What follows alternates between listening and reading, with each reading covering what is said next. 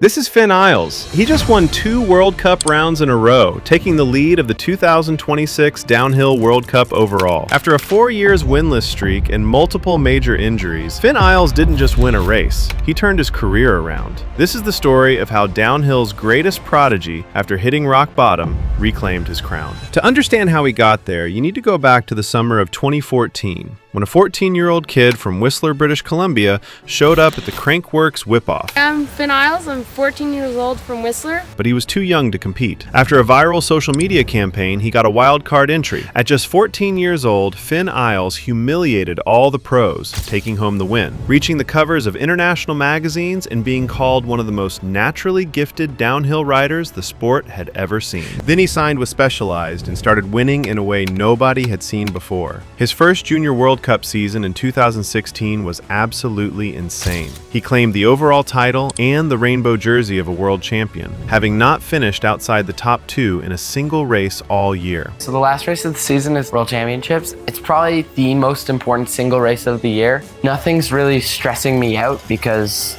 I know that I'm able to win.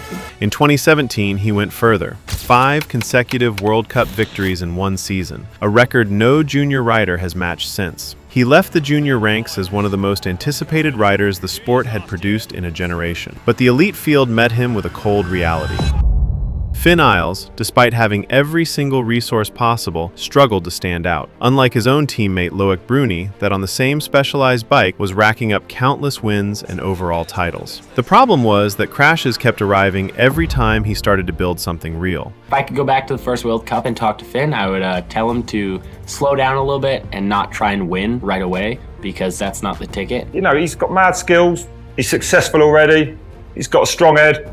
Yeah, there's no doubt he'll be somewhere near the top. If not this season, it's coming. But Finn struggled to stay consistent until 2022, when it looked like everything was finally clicking into place. He opened the season in Lourdes, France, with a second-place finish that put the whole field on notice. But then, disaster struck. During practice at Fort William, he crashed and impacted heavily on some rocks that forced him to fly to Austria and spend 5 weeks at the Red Bull Athlete Performance Center trying to recover. He still came back hungrier than ever. I was so frustrated coming into that weekend because I went second in Lourdes, I got a concussion, I came back, I missed a World Cup, I went 6th, and then we changed bikes halfway through the season, and then I went 2nd, 3rd, went to Mont Saint Anne, and then from there, I just had this feeling. I was like, this is gonna be an amazing week. And in front of his home crowd, now it's Finn Iles' turn to make his bid for glory then. The #1 qualifier now on track. he put down a perfect run. Take that first Elite World Cup win today here in Canada. It's great by .27. Winner is a junior. Can he do it as an elite rider?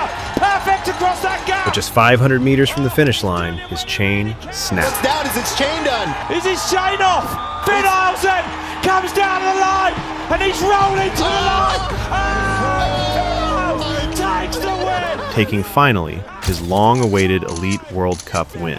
When it looked like he had figured it out, everything collapsed again. In Liège, France, a violent crash in practice left him unable to compete in the 2 final rounds, dropping him to 3rd in the overall championship standings and starting a dark chapter that would last almost 4 years. In 2024, he raced Leogang with his left hand heavily bandaged and still finished 2nd, then took bronze at Worlds in Andorra. Every single time he found a way through, until 2025. The nightmare started in February, before the racing season even began. 2 slipped discs in his lower back, pressing on a nerve, kept him off the bike for 9 weeks. He fought his way back, but in Val di Sole, the crash re-aggravated the exact same injury. From that point on, he failed to make a single World Cup final. While Jackson Goldstone was setting records and rewriting the history books, and Loic Bruni kept pushing that Specialized bike to the limits, Finn was watching from the side, knowing that there was nothing he could do. That winter, he rebuilt everything from scratch, working daily in Whistler with his physiotherapist and retuning his whole bike setup. In February 2026, everything finally clicked at Crankworks Christchurch in New Zealand. He got back on the podium, then he flew to South Korea for the first World Cup of the year, knowing that his whole career was on the line. One more injury, and everything could be over.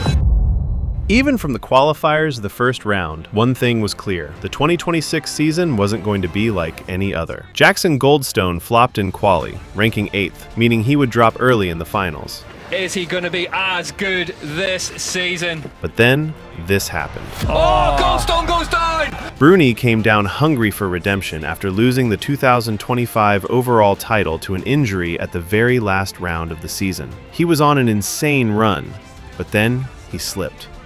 What? Even Piron was on the run of his life, but in the last sector, the worst possible thing happened. Oh, Piron goes down! And the last rider on the hill, Asa Vermette, lived up to every expectation. Asa Vermette is gonna take victory at his first ever elite level downhill World Cup!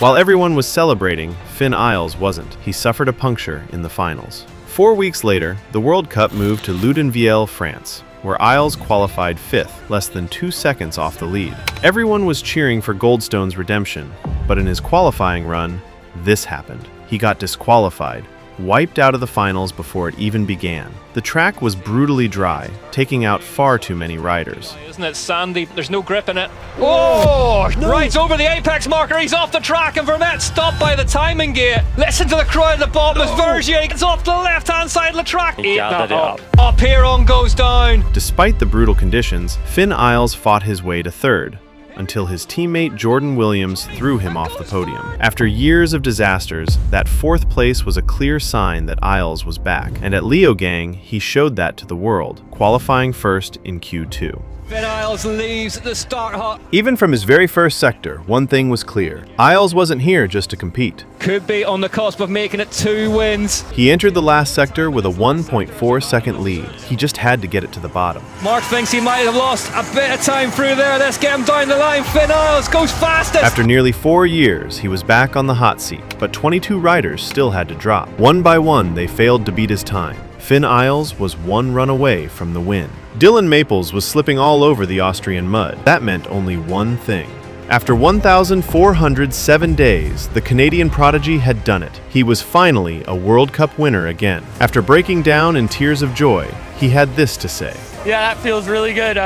Last year was such a struggle with injuries, and in this offseason I put in so much work. Now I feel like I'm back to being myself, and it means so much. But Finn Iles still wasn't done. At Lenzerheide, he had the chance to prove the win wasn't luck. And after a comeback like that, nobody could stop him. It's going to be a change the lead of the race with only one rider left on top of the hill.